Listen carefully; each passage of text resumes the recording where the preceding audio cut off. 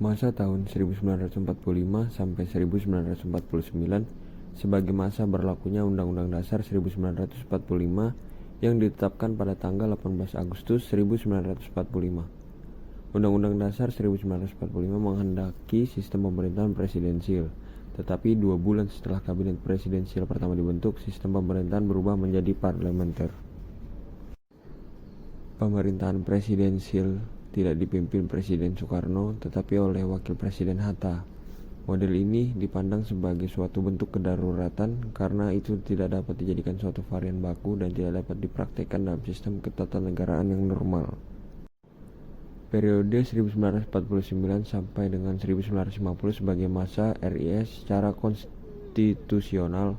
RIS adalah negara dengan sistem pemerintahan parlementer, tetapi pemerintahan Republik Indonesia Serikat yang pertama kali dibentuk tidak dijalankan berdasarkan sistem parlementer murni, karena parlemen tidak dapat memaksa kabinet atau menteri mengundurkan diri berdasarkan suatu mosi tidak percaya.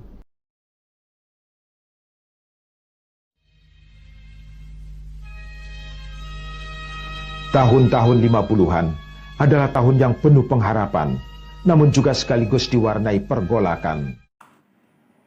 Periode 17 Agustus 1950 sampai 5 Juli 1959.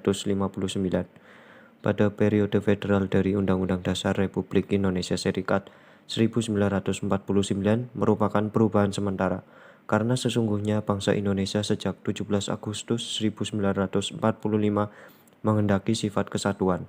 Maka negara Republik Indonesia Serikat tidak bertahan lama karena terjadinya penggabungan dengan Republik Indonesia. Hal ini mengakibatkan wibawa dari pemerintah Republik Indonesia Serikat menjadi berkurang. Akhirnya dicapailah kata sepakat untuk mendirikan kembali Negara Kesatuan Republik Indonesia.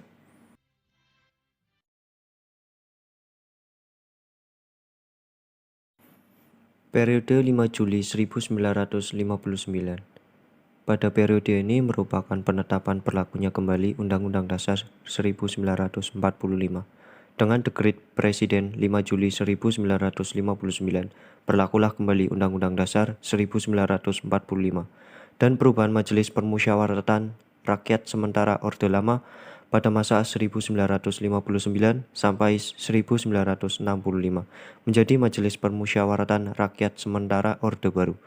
Perubahan itu dilakukan karena Majelis Permusyawaratan Rakyat sementara Orde Lama dianggap kurang mencerminkan pelaksanaan Undang-Undang Dasar 1945 secara murni dan konsekuen. Sistem pemerintahan Indonesia sebelum diamandemen memiliki 7 kunci pokok sistem pemerintahan, yaitu: pertama, Indonesia adalah negara yang berdasar atas hukum. 2. Sistem konstitusional. Ketiga, kekuasaan tertinggi di tangan MPR. Keempat, Presiden adalah penyelenggara pemerintah negara yang tertinggi di bawah MPR. Kelima, Presiden tidak bertanggung jawab kepada DPR.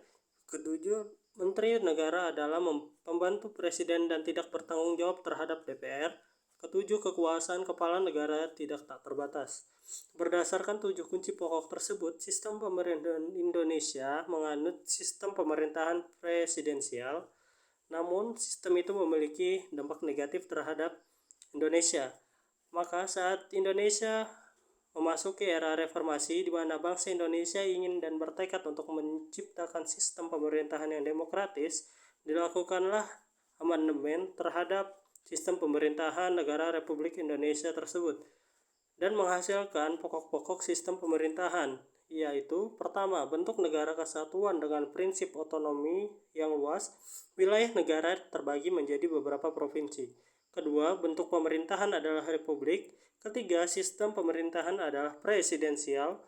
Keempat, presiden adalah kepala negara sekaligus kepala pemerintahan. Kelima, kabinet atau menteri diangkat oleh presiden dan bertanggung jawab kepada presiden. Keenam, parlemen terdiri atas 2 bikameral, yaitu DPR dan DPD.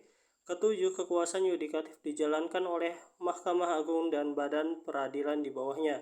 Sistem pemerintahan ini pada dasarnya masih menganut sistem presidensial. Hal ini terbukti dengan presiden sebagai kepala negara dan kepala pemerintahan. Presiden juga berada di luar pengawasan langsung DPR dan tidak bertanggung jawab terhadap parlemen.